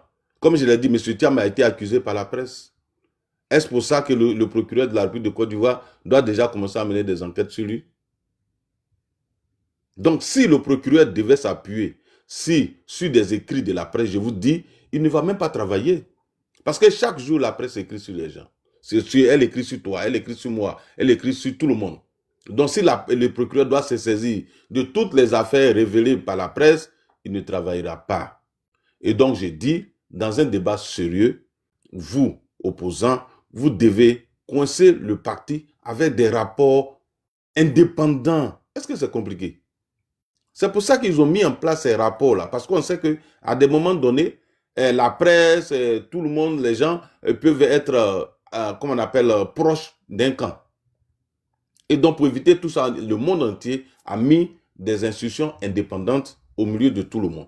Et c'est en fonction de ça que les gens jugent. Voilà. Je le répète, je n'ai pas dit que tout ce que la presse dit est faux. Non. J'ai dit, mais moi, Kokora, je prends ça avec beaucoup de pincettes. Je ne viendrai jamais dans un débat pour citer ce que le patriote a dit. C'est que moi-même, je ne suis pas sérieux. Parce que le patriote est proche du RHDP. Qu'est-ce qu'il va dire qui va aller à l'encontre du gouvernement d'Alassane Ouattara? Non. Je ne viendrai jamais dans un débat pour prendre les propos de Nouveau Réveil. Qu'est-ce que le Nouveau Réveil dit qui va aller dans le bon sens donc, de la gouvernance d'Alassane Ouattara, puisqu'ils sont opposants. Donc, quand tu viens soulever ces sources d'informations et que tu t'appuies dessus pour faire un débat, pour moi, je dis la personne ne fait pas preuve de rigueur intellectuelle. Il y a une question de rigueur intellectuelle. Malheureusement, en Afrique, notre problème, c'est ça. On n'a pas de rigueur intellectuelle. La personne qui parle, est-ce que tu sais ses motivations? Vous prenez Joël Nguessan, mais comme je l'ai dit, Joël Nguessan a été débarqué de la tête de FDFA. Donc, quelqu'un qui a été chassé de son poste, vous pensez qu'il va venir s'asseoir là, tout ce qu'il va dire là, c'est la pure vérité? Non. Ça peut souffrir de sa frustration qu'il émet parce qu'il a été chassé. Mais si tu viens me donner le rapport indépendant ou bien d'un cabinet d'audit sur la gestion de la FDFP, moi je prends ça au sérieux et je vais l'analyser. Mais les propos de Joël Nguessan, vraiment, pour moi, ce n'est pas un indicateur pertinent. Voilà. En tout cas, chacun de nous a ses indicateurs. Vous n'êtes pas rigoureux, moi je suis rigoureux. Gogora, Flavio, fais-moi au gars de me permettre de dire quelque chose. Un instant, non, tu auras ta prise de parole tout de suite. Non, c'est pas une prise de parole. Je vais on va te donner ta prise de parole. Je ne vais pas prendre la parole. Je vais demander quelque chose à Kokora, s'il te plaît. Kokora, l'affaire de financement libyen, ça a été levé par Mediapart en France. C'est Mediapart Flavio, s'il te plaît, faut pas partir dans ce... Tu es en train de tout extrapoler. Côte d'Ivoire, le grand frère a déjà accepté qu'il fasse sa motion. Laisse, il va faire, s'il te plaît. Pardon. Mon petit frère, pardon. Merci, madame. Côte d'Ivoire, merci de me laisser. Kokora, l'affaire du financement libyen, sur lequel Sarkozy est poursuivi actuellement là, c'est suite à une enquête de Mediapart. Quand Mediapart a sorti l'enquête, le procureur s'est saisi de l'affaire, il a mené des enquêtes et Sarkozy a été poursuivi. Ça existe dans tous les pays. Je me surprends que toi, tu trouves pas normal que la presse, suite à une investigation de la presse, le procureur s'auto-saisisse. Je trouve ça, je ne comprends pas. Si tu vis aux États-Unis et que tu nous sors ça, sincèrement, là, ta crédibilité prend un petit coup chez moi. Parce que je respecte tes raisonnements qui sont très logiques. Mais sur ce point-là, essaie de m'éclairer, parce que je n'arrive pas à comprendre. D'accord. D'abord, ce que tu dois comprendre, c'est que l'affaire Sarkozy, le procureur était déjà sur le dossier. Vous ne savez pas, ça dit, vous avez entendu les propos ou bien le rapport de Mediapart. Mais le procureur, depuis longtemps, Sarkozy était suivi. Même quand il était président de la République. Mais comme il était président, le procureur ne pouvait pas agir. C'est-à-dire, voilà pourquoi je dis, il faut faire attention. Mediapart a révélé. Mais ça ne veut pas dire que le procureur les écoute, tout ça, les écoute là. Mais ce n'est pas le Mediapart qui a mis Sarkozy sur écoute. C'est la justice qui a mis Sarkozy sur écoute. Et l'affaire était déjà en cours depuis 2007. Pourquoi est-ce que c'est lorsqu'il a quitté le pouvoir, selon toi, que Mediapart a fait sortir les informations? Ça a commencé en 2007, le financement de la campagne de Chirac. Mais je crois que c'est en 2012, ou à peu près, oui, en 2012, je crois, que l'affaire a commencé à faire bruit, lorsqu'il a quitté le pouvoir. Donc frère, il faut te calmer. Moi j'ai dit, d'abord, mon point de vue, c'est que, si tu m'écoutes bien, moi je suis cohérent. J'ai dit, en ce qui me concerne, moi, Kokora, je prends beaucoup plus au sérieux les rapports qui sont faits par des cabinets d'audit, par des institutions internationales, parce qu'ils sont crédibles. Ils sont crédibles parce qu'ils ne sont pas attachés à un camp. Si tu me sors ces rapports sur la gouvernance d'Alassane Ouattara, on peut discuter. Mais si tu me sors des écrits de la presse ou bien des individus, vraiment, je les prends avec beaucoup de pincettes. C'est ce que j'ai dit. Maintenant, c'est à toi de croire ce que tu veux. Mais moi, je peux te citer les Américains tels que Millennium Challenge Corporation, Alassane Ouattara ne peut pas acheter les Américains. Et ça, au moins, tu le sais. Alassane ne peut pas acheter la Banque mondiale ou le FMI. Quand ça ne va pas, ils disent que ça ne va pas. Et puis, on corrige la gouvernance. Voilà, moi, je m'attache à ces institutions au lieu de m'attacher à des écrits, à des ragots de presse. Voilà. Parce que je considère que c'est des ragots de presse. Comme je l'ai dit, ils ont accusé Alassane Ouattara de prendre IA. Comment il s'appelle ça? Africa, le journal. Dans le cardio, t'inquiète pas. Non, frère, il ne faut pas faire ça. Pourquoi tu ouvres ton micro pour regarder à tout le monde? Il faut fermer ton micro, s'il te plaît. Africa Intelligence. Africa Intelligence, voilà. Qui a dit que le budget de souveraineté du président de la République, c'est près de 400 milliards. Mais alors que c'est faux. Tu vois? Donc, si on veut s'accrocher à tout ce que la presse dit, mais on ne pourra pas s'en sortir. Comme je l'ai dit, ils ont dit que Laurent Gbagbo détenait l'escadron de la mort. Mais est-ce qu'effectivement, il avait l'escadron de la mort, c'est lui qui les dirigeait? Aucune preuve. Alors que sur la base de ça, si le procureur devait s'auto-saisir pour poursuivre le président de la République, tu vois que ça devient difficile. C'est tout ce que j'ai dit, voilà. Merci le grand frère. Merci. Khalil André, tu avais une motion là. En fait, merci beaucoup. En fait, rapidement, en une phrase, j'avais écrit ça dans les commentaires quand on parlait, mais c'est passé inaperçu. Juste dit que, comme il a cité le cas de l'IFDFP là, c'est une accusation. Il y a un rapport de l'IGE, qui est l'inspection générale d'État, qui a enquêté là-dessus. Mais ils ont vu que les propos de M. Joël Nguessan, de détournement là, étaient carrément faux. Donc, quand il aille voir le rapport de l'IGE de 2021, qui a clos le débat. Donc, vous voyez, non, quand vous regardez de telles choses que même que les gens, du moins l'État s'en saisit, fait un rapport dessus, mais vous devez avoir au moins, l'ondée intellectuelle de dire que oui, sur tel cas que vous-même vous citez là, il y a eu un rapport de l'IGE là-dessus qui a conclu que, je cite, que les allégations de M. Joël Nguessan étaient infondées. Voilà quoi, donc voilà, c'est quoi ce que je veux dire. Tellement clair. On va donner la parole aux opposants. Ils vont s'exprimer. Flavio, si tu veux prendre la parole, hein, je suis en train de faire un truc là. Je finis dans 5 minutes. Tu es encore sur l'émotion, Kaza.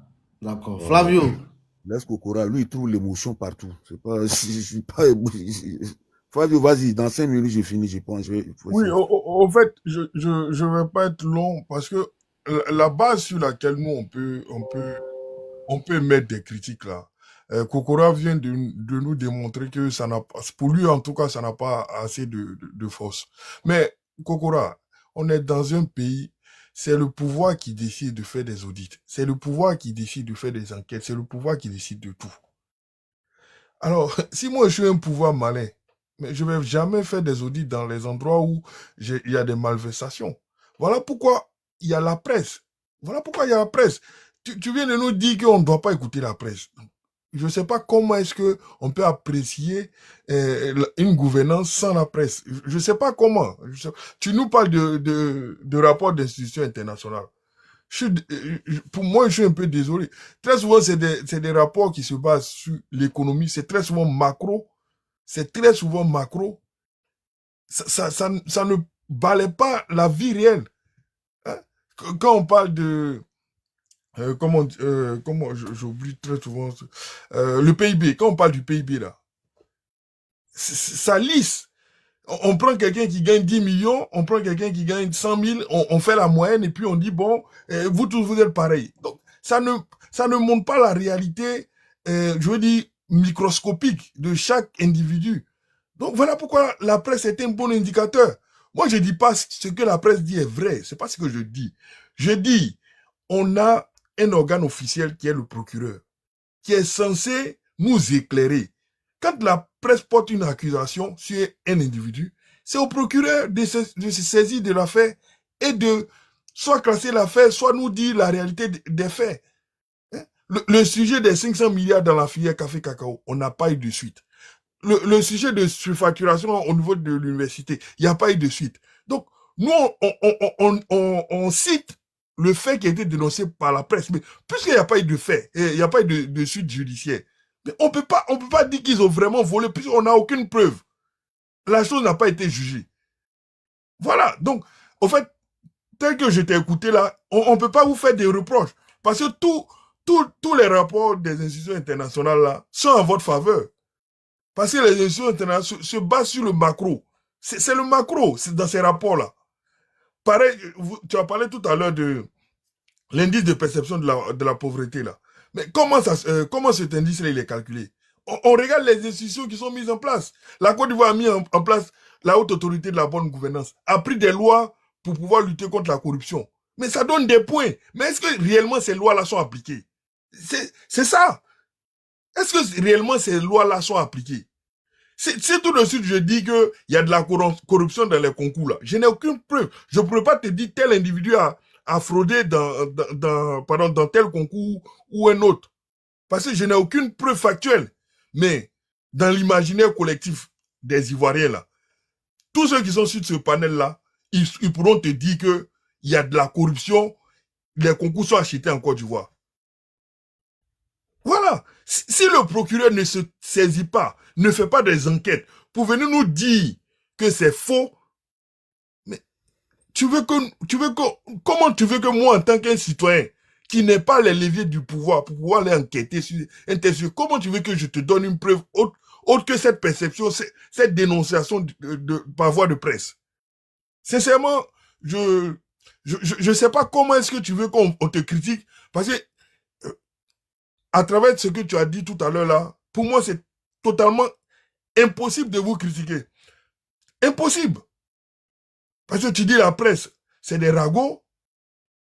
Tout ce qui est valable pour toi, c'est les rapports des institutions internationales qui sont essentiellement macroscopiques. Donc, Je sais pas. Peut-être que tu vas nous expliquer comment est-ce qu'on peut te critiquer.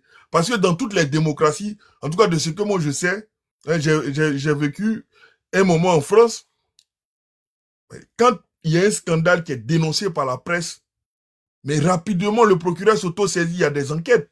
Quand il y a un fait grave qui est dénoncé, c'est très rapide. Hein? Actuellement en France, là, il y a un scandale là, de pédophilie là, qui a été dénoncé par la presse, par Mediapart encore. Mais rapidement, les gens s'auto-saisissent. Le Premier ministre, il est acculé de partout. C'est comme ça dans les démocraties. C'est la presse qui lève le lièvre et le procureur fait des enquêtes pour éclairer. Quand il fait ses enquêtes, s'il n'y a rien, on dit passez, il n'y a rien à voir. S'il y a quelque chose, il nous démontre. Il nous dit il y a tel fait et puis on juge et on a le fait réel. Merci. Voilà. Donc, vraiment, moi, je chute là-dessus. Mais Kokora, ce que tu as dit là, moi, je ne suis pas convaincu. Pour une fois, je doute de ce que tu as dit là. Merci. Dans toutes les démocraties, c'est la presse qui permet de surveiller. Parce que, malheureusement, en Côte d'Ivoire, excuse-moi, vos députés sont des bénis, oui, il faut aucune enquête. Rien. Ils ne savent même pas pourquoi ils sont payés. Parce qu'ils ne servent à rien. Pareil que le Sénat. Ils ne servent à rien du tout. Merci. C'est grave ce que je dis là, mais je veux dire, factuellement, dans l'imaginaire du peuple, on ne sent pas l'impact. Merci, Flavio. Voilà, je m'arrête là-dessus.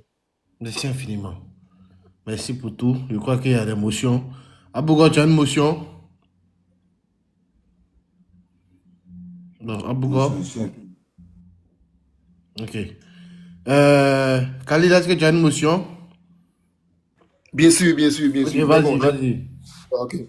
Quand tu me donnes la parole, il n'y a pas quand même à refuser normalement. En fait, il a dit beaucoup de choses, c'est vrai, mais je laisse le soin au grand Kokora de pouvoir lui répondre tout à l'heure là. Moi, rapidement, je ne vais pas prendre. Il m'a fait de digression. Il a utilisé le terme de réalité microscopique, par opposition à ce qu'il appelle également aussi réalité macroscopique.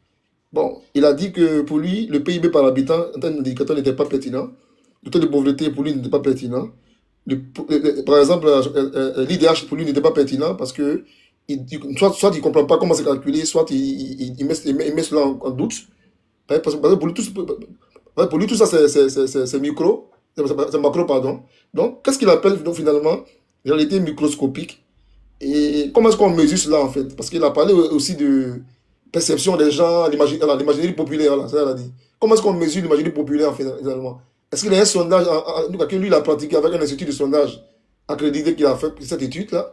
Donc franchement, je vais être édifié par son théorème de réalité microscopique là. Comment est-ce qu'on mesure cela effectivement? À quel niveau est-ce que nous étions en 90, en 2000, en 2011 et maintenant? Donc il puisse nous insulter là-dessus également aussi. Le second point que je vais dire en fait, c'est que au regret de le dire, c'est vrai, mais je vois un peu tout un iceberg de mauvaise foi. Je m'excuse, mais pourquoi je dis cela? Tout à l'heure, il a cité longuement, rappelez-vous, le cas de FDFP et tout. Parce que les gens ont parlé. Je veux dire qu'il y a une instance nationale, donc on va dire étatique de la Côte d'Ivoire, qui s'en est chargée, qui a eu un rapport d'audit en 2021, l'inspection générale d'État, IGE, face aux allégations. Maintenant que vous demandez à corps et à cri, une implication de l'État, qui s'est invité là dans le débat, qui a fait un rapport disponible en 2021, qui dit que ces allégations étaient mensongères. Mais là, vous n'en parlez pas. Soit vous ne savez pas cela, c'est vrai. Tout à l'heure, j'ai apporté cette information-là. À votre place, je voulais souhaiter que vous puissiez au moins enquêter là-dessus. Mais vous êtes passé là-dessus comme crème, comme si on n'a rien dit. Bon, je vois que c'est de la mauvaise foi naturellement, parce que finalement, il termine pour dire que les députés, les inspecteurs, les auditeurs, pourquoi pas le procureur lui-même là, c'est tous de mauvaise foi. Donc finalement, on ne devrait rien attendre de bon d'eux. En même temps, il demande à ce qu'on puisse faire des enquêtes dans ce cas-là. Bon, finalement, je ne sais pas ce qu'il veut naturellement. Moi, je m'arrête là. Je pense que le conseiller même directement par ses propos, c'est Kokora, qui aura le temps de pouvoir mieux lui répondre. Merci infiniment. Merci franchement.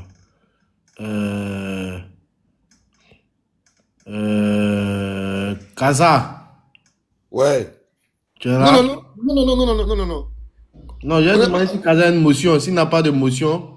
Non, mais ils sont ensemble. Ils ne peuvent pas avoir une motion contre lui, c'est pas possible. Je peux par stratégie pour allonger le débat, mais je ne le ferai pas. Toi, tu l'as déjà fait, ça, toi, non? J'ai pas de bouffon. Les généraux, je t'ai dit, ils sont ensemble. Le grand frère Kokora, tu es là, s'il te plaît? On dirait le grand frère un peu occupé. Je suis là, je suis là. Ok. Je suis là. Non, moi j'ai écouté ce que le jeune frère a dit. Mais tu vois, comme je l'ai dit, c'est-à-dire, avec la presse, on ira de polémique en polémique. Moi, je peux te citer un exemple. Je ne sais pas si tu connais Saïd Penda. Mais Saïd Penda allait faire une enquête sur le président Thiam à crédit à chose en Suisse. Et il est venu avec un rapport. Alors, si on doit s'en tenir donc au propos de monsieur Saïd Penda, qui est un journaliste qui est connu de tous, alors on pourrait avoir une idée de monsieur Thiam. Tu comprends? Moi, j'essaie de vous faire comprendre que la presse est un autre pouvoir. Mais un État ne se gère pas avec comment on appelle, comment je pourrais dire ça? La microscopie, comme tu le dis. C'est-à-dire, la microscopie, comme tu le dis, on ne voit pas. Si ce n'est pas avec, avec un microscope. Donc, il faut quelqu'un qui a le microscope pour voir la réalité et ce qui est microscopique. Et toi et moi, ni la presse, n'avons les instruments qu'il faut pour voir cette microscopie-là. Voilà pourquoi le monde entier a réfléchi et a mis en place des organismes, que ce soit même nationaux, qui sont allés à l'école et qui savent comment on révèle les réalités, on fait des études et on fait une synthèse des réalités. Tu comprends? Donc, quand un organisme comme Bluefin Investment, qui est un organisme indépendant, donc qui est ivoirien, il fait des études, il a des agents sur le terrain, ils vont, ils interrogent, ils fouillent, ils vont partout, et à la fin de leurs travaux, ils sortent des conclusions. Avec un écart type d'erreur. Ça peut être, comment on appelle, soit au-dessus, ou en dessous, pour mesurer globalement. On mesure toujours globalement, frère. Et s'il n'y avait pas de corruption, on n'aurait pas été à la 69e place au monde, Flavio. C'est-à-dire, on vous explique les choses de la manière la plus simple. Les cas d'achat de concours dont tu parles, si ça n'existait pas là, peut-être qu'on serait parmi les 10 premiers. S'il n'y avait pas de corruption dans l'administration, on serait parmi les 15 premiers, par exemple. Tu vois? Mais c'est parce qu'il y a encore de la corruption. Quand il y a le score même là, c'est sur 100. On est à 45. Donc, je ne sais pas de quoi, c'est-à-dire, pourquoi tu es étonné de savoir qu'il y a encore de la corruption, alors que les chiffres sont là. On dit on a 46 sur 100. C'est-à-dire on n'a même pas la moyenne. Ça veut dire que la situation est encore difficile. Mais on te dit, quand un gouvernement, parce qu'on parle de la gestion, quand un gouvernement est passé de 22 sur 100 à 45 sur 100, si on est honnête, on doit tous dire qu'il a réussi, il n'a pas échoué. En 51 ans, on était à 22 sur 100.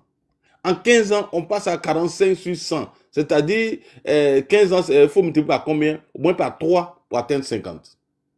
En 15 ans, voilà le bilan. Mais il reste encore des défis à relever. Voilà pourquoi il propose toujours. C'est ce que nous disons. Nous ne disons pas qu'il y a zéro corruption. La gouvernance là, elle est parfaite. Non, même aux États-Unis, le maire Eric Adam de New York, mais il a été inculpé pour corruption. Or, c'est le pays le plus, je veux dire, où il y a plus de transparence. Mais il a été inculpé pour corruption. Ça veut dire qu'il y a encore de la corruption ici. Et donc, ce n'est pas encore, il n'y aura pas de corruption. Mais nous disons que voilà l'évolution qui a été faite par le gouvernement. Qu'est-ce que vous en dites? Voilà le débat. Mais tu as venu dire on achète les concours. Oui, on le sait. Voilà pourquoi le gouvernement met tout le monde à contribution, en mettant en place des numéros verts. Tout ça pour lutter contre les véreux, les administrateurs véreux et les Ivoiriens véreux. Donc c'est nous qui devons ensemble jouer ce rôle-là pour aider le pays, non pas le gouvernement, mais le pays à sortir de ces choses. Mais quand on vous dit quel est l'exemple que toi tu as pour mettre sur la place, il n'en a pas. Mais quand tu as l'exemple, est-ce que tu as saisi les autorités? Est-ce que tu as appelé le numéro vert? Ici aux États-Unis, il y a un dicton qui dit If you see something, say something. Ça veut dire si tu remarques quelque chose de gauche, il faut dénoncer. C'est tout simple. Mais vous ne dénoncez pas, vous ne faites rien et vous accusez le gouvernement. Sur la base de quoi? Moi, c'est mon point de vue. Quand la presse dénonce des choses, il faut qu'elle soit factuelle. Oui, à telle personne a fait ci, telle personne a fait ça. Mais d'ailleurs, vous ne savez pas si le procureur se saisit de certaines affaires. Mais ce n'est pas toutes les affaires qui sont saisies par le procureur et qui doit venir faire une conférence de presse. Non. Il y a ces agents sur le terrain, les policiers, la police judiciaire, là, elle fait son travail. la PJ, ceux qui sont chargés de lutter contre la criminalité économique telle que le pôle pénal de l'économie, la haute autorité pour la bonne gouvernance et la lutte contre la corruption, ils font leur travail. Donc quand la presse dit des choses, mais ils vont à l'information. Mais quand, comme toi-même tu l'as dit, quand ils remarquent que bon, il n'y a rien dans le dossier, vous êtes classé sans suite. C'est aussi simple que ça. Tu vois? Donc moi j'ai dit, lorsque vous voulez critiquer un gouvernement, critiquez-le sur son travail. Et quel a été, est-ce qu'il a régressé? Quand tu prends la gestion et que tu trouves une situation et puis tu vas en arrière, tu as échoué. Mais le monsieur, il allait en avant, à tous les niveaux. Donc, sur quoi vous appuyez pour dire qu'il a échoué? Sur quoi? Vous parlez de l'éducation, on dit, regardons l'éducation. Voilà nos indicateurs. Mais vous allez vous asseoir là sans aucun indicateur, comme Khalil l'a dit, mais vous allez dire non, au niveau de l'éducation, il a échoué. Il a échoué sur quelle base? Au niveau des infrastructures, au niveau des résultats scolaires, alors que les concours à l'international sont un indicateur important pour mesurer le niveau de votre système éducatif. Quelle est la situation? Mais on a un enfant qui a été premier à la dictée mondiale. C'est pas une fierté, ça? C'est un pur produit du système éducatif ivoirien. Alors, vous ne pouvez pas nous dire que c'est les concours de mathématiques, ce qu'on appelle Olympiade. Moi, j'ai déjà participé à ça. Mais chaque année, la Côte d'Ivoire sort parmi les 3 premiers en Afrique. Donc, sur la base de quoi vous dites qu'il a échoué? Quand vous parlez en termes de lycée d'excellence, mais aujourd'hui même il y a un lycée d'excellence appelé Dominique Ouattara à Sénématiali. Il y a une école d'excellence, un lycée d'excellence à Grand Bassam. Il y a une école d'excellence à Abobo, donc au niveau du primaire. Mais pendant 30 ans ou 20 ans, combien de lycées d'excellence avez-vous construit? Même ce que vous faut a laissé. Moi, j'ai fait le lycée central de Yamsoukro, mais c'était une fierté, un fleuron de l'éducation. Mais en 1995, déjà, le lycée avait commencé à être dégradé. Notre réfectoire est tombé. On s'est retrouvé au gymnase pour pouvoir nous restaurer. Alors que le gymnase, c'est là-bas que se déroulaient les compétitions internationales au niveau du basket, du handball, tout ça. Mais va voir l'état dans lequel se trouve le gymnase. Il a disparu complètement. Les piscines, tout ça a disparu. Mais le gouvernement est en train de réhabiliter à 14 milliards. Vous allez nous dire que vous n'avez pas eu de l'argent au moins pour mettre une couche de peinture sur ces écoles-là. Donc nous vous disons, vous êtes très mal placé pour nous critiquer, sincèrement. Parce que vous avez géré ce pays, vous n'avez laissé aucune trace positive. C'est des traces négatives. Et donc aujourd'hui, vous voulez qu'on vous donne encore le pouvoir. Non seulement vous n'avez aucun programme, mais vous discutez pour discuter. Vous devrez être fatigué de critiquer. Proposez maintenant. Nous, on attend vos propositions. Vous dites à Alassane Ouattara fait ça, on estime qu'il a échoué. Mais voilà nous nos solutions pour régler la situation. Quelle est votre solution? Khalil, on va refaire le débat. Moi, je demande à nos amis de l'opposition, au niveau de l'éducation, allons-y pan par pan. Quelle est votre solution pour relever le niveau de l'éducation? Dites-nous, et puis on va continuer le débat. Parce que finalement, on va dans tous les sens. Je m'arrête là.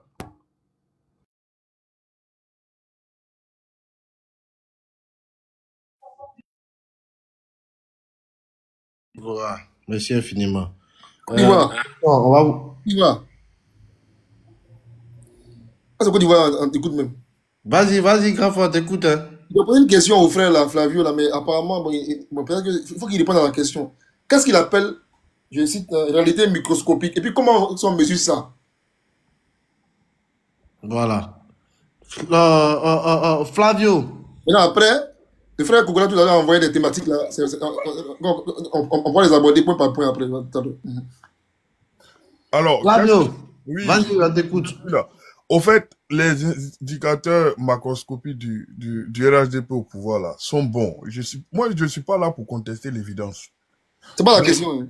Non, mais c'est ça la question. Je vais y arriver.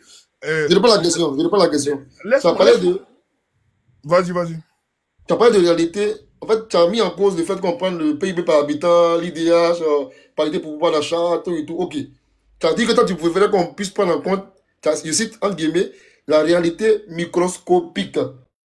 Donc, je veux savoir, la réalité microscopique, là, c'est quoi d'abord? Puis, comment est-ce qu'on la mesure pour qu'on soit d'accord? Pour qu'on dise, oui, apparemment, le frère Flavio, il a raison. Comment est-ce qu'on mesure ça? Merci. Flavio, on t'écoute. Dis-nous, c'est quoi la réalité microscopique? Hein? Ok. Je vais dire ça à travers des exemples. Tu vois, je prends la corruption. Au-delà de l'indice, là, moi, j'aimerais que dans la perception des Ivoiriens, quand Thiam sera au pouvoir, quand il finira sa gouvernance là, on sera en capacité de dire, ah, l'accès au concours, dans l'imaginaire populaire, ça sera que il n'y a pas de corruption. C'est-à-dire que tu bosses, tu as ton concours. Comment on mesure ça? Mais Mais justement, il n'y a pas d'indicateur pour ça. Évidemment, tu sais très bien. Comment on mesure ça? Je répète, il n'y a pas d'indicateur pour ça. Comment on fait un débat là-dessus donc? Comment dirais-je? Comment on fait un Si débat? on ne mesure pas, c'est pas quantifiable, c'est pas mesurable, c'est pas démontrable. Comment on fait un débat dessus? Comment toi et moi, en 2030, on fait un débat dessus comment? 2030. Khalil. Les indicateurs macroscopiques du RRDP sont bons. Non, laisse là. C'est pas bon. Mais attends, c'est important que je le dise. Non, laisse tomber ça. Non, mais écoute-moi. Oui. Je vais t'aider en fait, mais tu vas dans tous les sens. Il dit, reste dans le. Laisse RHGP là, laisse-le tranquille. Je dis, peut-être que tu as raison. Hein. Tu vois que tu as raison. Tu as dit qu'il faut plutôt se concentrer sur les réalités microscopiques. Tu n'as pas défini. Tu veux prendre d'abord un exemple. Faute intellectuelle, non. Voilà. Non, quand tu poses une question définitionnelle, mais tu ne vas pas attendre de prendre des exemples. Tu ne vas pas poser en marge. Mais c'est pas grave. Je t'ai expliqué. Attends. J'ai pas d'indicateur microscopique à te proposer. Écoute-moi. Ce qui m'écoeure, c'est que tu dis gaillardement, devant 400 personnes, que toi, tu ne sais pas comment est-ce qu'on va juger Tidjane Thiam s'il devient président en 2025. Là. En 2030, il n'y a pas d'éléments sur lesquels là, tu voudrais qu'on puisse l'évaluer. Parce que toi, Flavio, tu veux qu'on puisse aller sur les indicateurs microscopiques que tu n'as pas définis. Comment est-ce qu'on les mesure, on ne sait pas. Finalement, comment est-ce qu'on va savoir que Tidjane Thiam, Laurent Gbagbo ou Ouattara, s'il est réélu, tu extrapoles mes propos pour me faire passer pour un con. Désolé, mais je ne suis pas un con. Au fait, les indicateurs que vous utilisez actuellement là, on va les utiliser aussi. Mais je dis au-delà de ces indicateurs macroscopiques qui montrent la réalité en grand et qui ne montrent pas la petite corruption qui est perceptible par tout le monde et qui est dans l'imaginaire de toute la population là. Nous, on va travailler là-dessus. Nous, quand on va finir notre gouvernance là, au-delà du fait que l'indicateur macroscopique sera positif là, tous les Ivoiriens seront en capacité de dire à leur enfant que si tu travailles, si tu bosses, tu auras le concours. Parce qu'il y a... Comment on mesure ça? Comment on mesure ça? Mais c'est l'imaginaire. Attends. Dans le débat, attends, s'il te plaît. Attends. Finalement, en fait, non, je ne sais pas si tu comprends bien la langue française. Hein. Quand tu dis un indicateur déjà, là, ça veut dire que c'est une réalité qui est peut-être abstraite, mais qui est quantifiable, qui est démontrable. En français, on est un indicateur, c'est ça au moins en français, un indicateur. Qui dit qu'un indicateur pour toi là n'est pas quantifiable, n'est pas mesurable, n'est rien. On appelle ça de l'oxymore. Il y a l'oxymoron. Mais comment tu peux dire qu'il y a du mal? Tu me coupes pas. Attends, si tu m'as écouté, merci s'il te plaît. Non, mais tu me coupes pas. Attends, je vais on va utiliser le même indicateur macroscopique. Attends, faut te calmer. Laisse macroscopique là, laisse les mots macro là. Restons sur le mot. En fait, non, j'insiste beaucoup là-dessus, comme l'a dit Kokora là, dans la démarche intellectuelle de la rigueur. Tu peux être RHDP, tu peux être FBI, tu peux être même de l'UMP, peu importe que tu es, tout. Mais quand je suis là, en fait, là, naturellement là, il doit, n'est-ce pas, ton propos doit respirer la cohérence. Tu dis, encore une fois, que tu veux être jugé sur l'indicateur. D'abord, attention, tu as fait tout à l'heure un revirement spectaculaire. Tu viens d'admettre tout à l'heure que oui, les indicateurs du RHDP sont bons et que tu voudrais aussi être jugé là-dessus. C'est bien, bravo à toi déjà, c'est bon. Ça c'est un revirement. Tout à l'heure, quand Koura parlait, tu as dit que non, c'est pas ce qui est important parce que c'est le rapport de l'IPC pour voter là. Ça, c'est pas pertinent. Bon, tout à l'heure, tu reviens encore en marche arrière, tu dis que oui, c'est important. Ok, donc on prend ça, c'est pas grave, on avance. Je n'ai jamais dit que c'était pas pertinent. Ça, c'est pas vrai. Attends. Je vais dire aux plus jeunes qui nous écoutent là, de faire attention aux apprentis solutionneurs. Pour dire quoi? Voilà des gens qui disent que ils veulent inventer un nouvel indicateur sur lequel, à partir duquel on pourra juger nos hommes politiques et ceux qui gouvernent la Côte d'Ivoire. Mais lui-même peine à démontrer que comment est-ce que l'indicateur, comment est-ce qu'on fait? Ça veut dire que si demain, moi et Kazan pense que Tidjane Thiam va bien gouverner en 2025, en 2030, il va bien gouverner. Donc parce que Abogo et Flavio vont dire que non, il a mal gouverné là, donc il a échoué. On veut savoir l'indicateur. Bref, la démarche doit être rigoureuse d'un débat public. C'est important. La démarche de rigueur, c'est-à-dire une rigueur intellectuelle. Quand tu avances... Khalil, juste une petite motion. Non, Flavio. Attends, laisse-moi lui répondre, pardon. Non, ça marche pas comme ça. Flavio. Côte d'Ivoire, juste une seconde. Bon, il y a comme l'impression que... Côte d'Ivoire, une seconde, juste une seconde. Non, il dit ça. Non, c'est pas la peine. C'est pas la peine, c'est pas la peine. En fait, toi, tu es dans l'imaginaire, donc c'est pas la peine. Moi, Cocola et moi sommes dans la vie, il est dans l'imaginaire. Donc c'est pas pareil. Donc avançons, s'il te plaît. Côte d'Ivoire, vas-y. Voilà, s'il te plaît, Flavio, hein? Tu réponds pas exactement. On va avancer, s'il te plaît. Zoom. Zoom. 133. Oui, Zoom. oui, Zoom est là. Vas-y, Zoom, on t'écoute.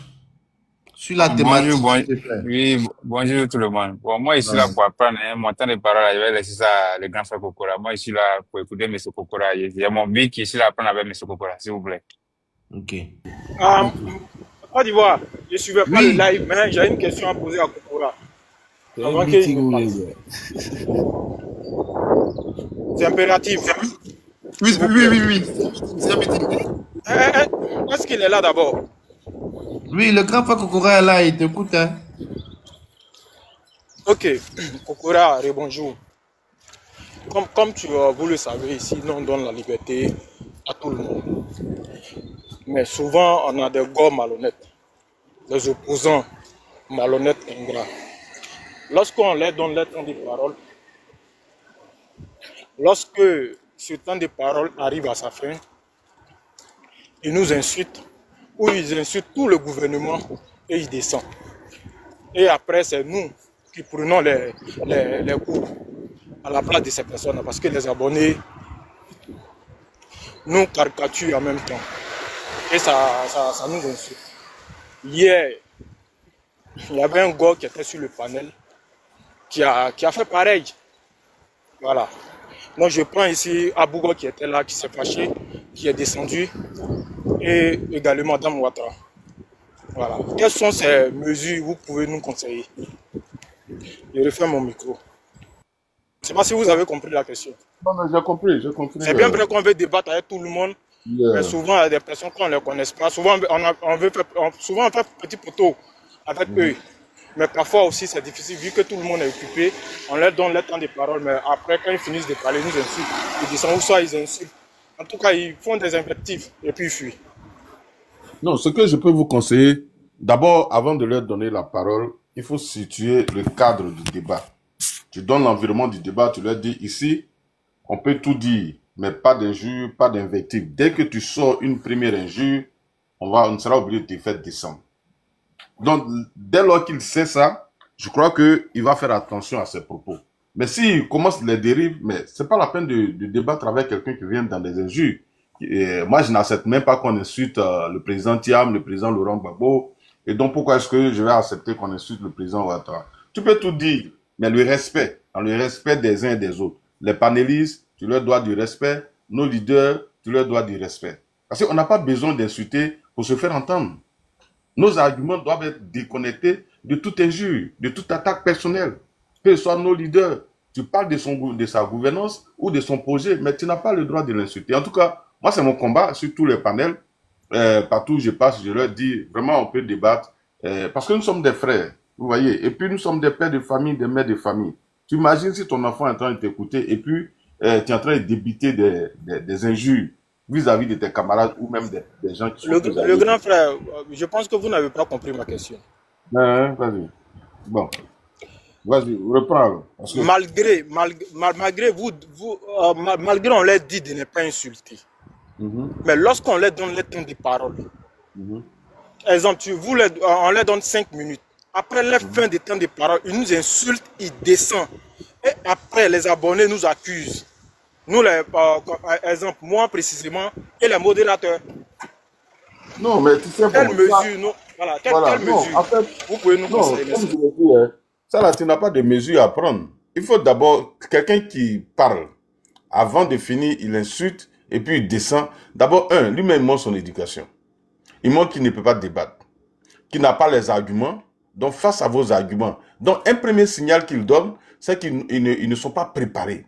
Ou bien, face à vos arguments, ils sont faibles. Donc, ils sont obligés d'insulter pour descendre. Ça n'a rien changé. Vous voyez? Si, moi je dis, dès le début, s'il insulte, là, tu le fais descendre. Mais si, par malhonnêteté, il attend à la fin pour insulter et profiter pour descendre, non seulement lui, parce qu'on vient sur un débat, moi je dis, Actuellement, il y a 400 personnes. Les 400 personnes, vous ne savez pas qui est dedans. Ça peut être nos autorités. Ça peut être même des dirigeants de l'opposition ou des jeunes gens qui veulent comprendre, qui veulent voir tout ce que nous avons dit ici. Là. Je suis convaincu qu'il y a des gens, peut-être qu'ils n'avaient jamais entendu, par exemple, le niveau de corruption dans notre pays. Et quelle est l'évolution que la Côte d'Ivoire a faite sous le président Alassane Ouattara. Donc, ils ont appris cette information. On vient pour informer, éduquer et convaincre. Sinon, personne ne prend son téléphone, son internet, son temps pour être sur un panel, ou bien il n'a rien à faire. Moi, je viens ici pour convaincre, pour dire aux Ivoiriens, voilà ce que le président a fait. Maintenant, face à ça, si toi, tu insultes le président et que tu descends, bon, moi, je continue mon débat. Parce que ce n'est pas toi qui m'intéresse. Ce n'est pas ton éducation qui m'intéresse.